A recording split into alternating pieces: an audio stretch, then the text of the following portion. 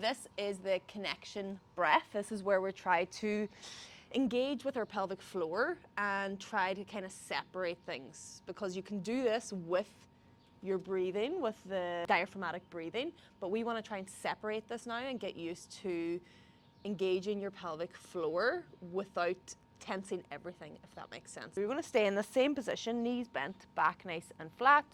You can have your hands resting on your stomach if you want.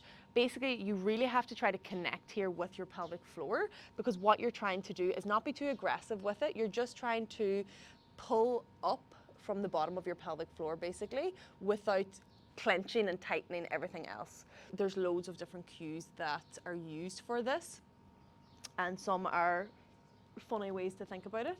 One is, imagine you are trying to pull a tissue from a tissue box with your vagina.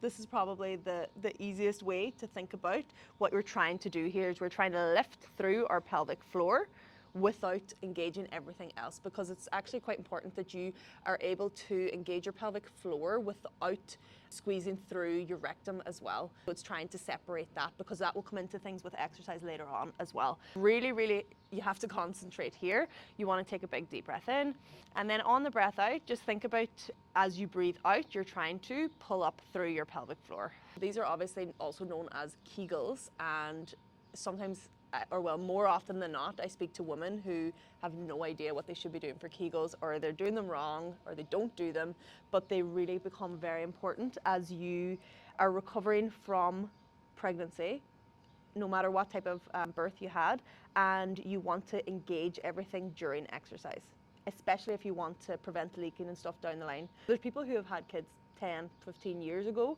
that will still do Kegels because they didn't do it after they gave birth, and they want to try and strengthen their pelvic floor and have it stronger for during exercise as well.